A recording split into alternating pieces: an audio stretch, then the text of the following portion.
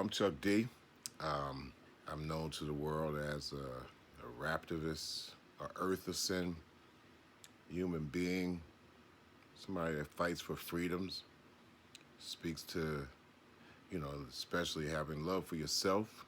I think I said before in a former testimonial, met Miss D'Vita as a person who works in the arts, and I was in art galleries and stuff like that, and conversations that led to me talking about the importance of art and just human beings and energy and all that stuff. So, great conversations that had led to even working together and advice on a lot of different tangents, especially now in this day and time. Self love, if you don't figure out how to love yourself, how are you going to be able to spread that love and respect to others? That's something that in her everyday life and talkings and henceforward her teachings has been able to help people. People need more help now, especially in these upcoming 10 years than ever before. There's a lot of confusion, there's doubt, a lot of hate going on. Good energy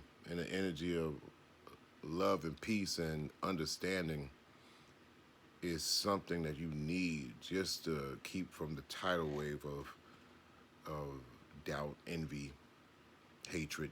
People are locked into their gadgets. They're locked into trying to find their souls in other places other than with human beings. Human beings have seemingly been reduced underneath the holding up of machinery and gadgets and technology. And so that energy of love, soul, your mind, and also and hence, your body, as that George Clinton song said, free your mind, your ass will follow. Well, that's just another thing. People's minds are not free. Her teachings are definitely good for those that actually want to just hold on to your souls. People are paying mental rent to corporate presidents right now. And it's not even about losing souls. People have kind of like voluntarily giving them away.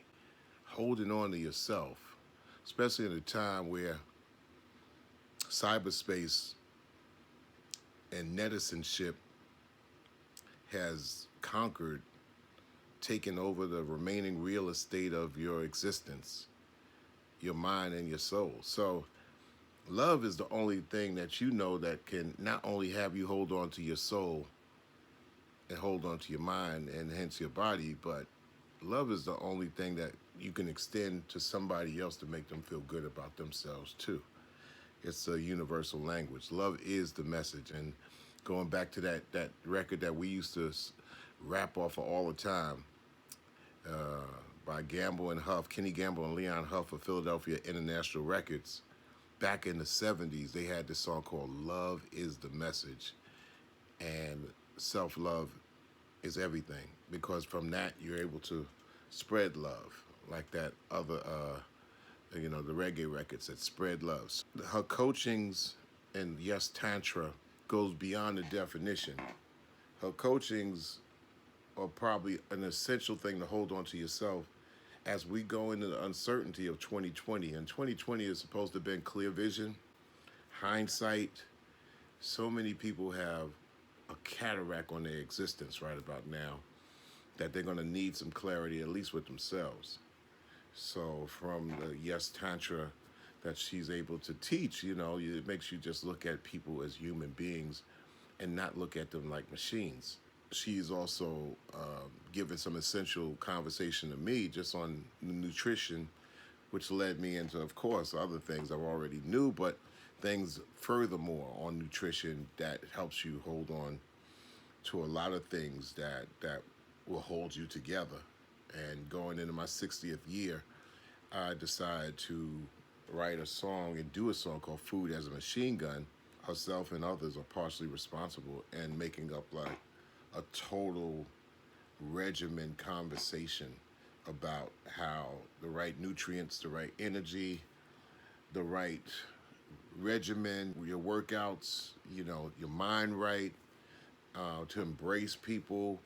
I mean, when you love it also prepares you to fight, because you got to fight for what you love, and you got to define your love and define yourself and define love, and that's something to fight for. And I don't mean fighting like this, but fighting just to have your toxic immunity system, meaning your mind, your spirit. You got to have your immune system right. And now we know that your body of course has to protect against the toxins out there. There's social toxins out there that are running prevalent now through the internet. People have beef with people they don't even see or don't even know. So you got to alleviate those things. So these conversations and the teachings, or back and forth talks and ideas, it's essential for us to do our thing and our things that we do. Me in the music, definitely in art. Like I said, that's where I share. And just when you're able to talk publicly to a people who might come to you and answers because they feel lost. If you want to figure out how to get a hold of yourself, her program is a great way to get a hold of yourself and look into loving yourself, and before you throw your love in all those wrong places, throw it into yourself. Miss D'Vita is surely, somebody who's made for these times. In the past, they would have clinics and people who might have had addictions to drugs and other things, and you go to rehab.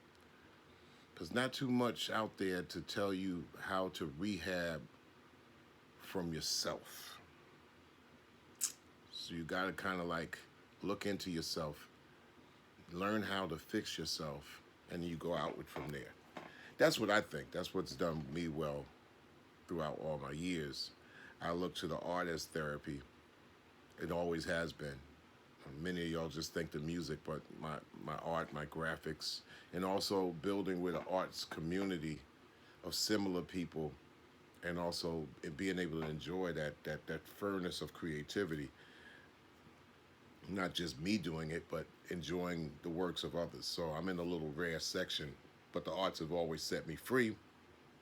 And conversations, and learning conversations are what have had me to create art and enjoy just staying there and just doing it.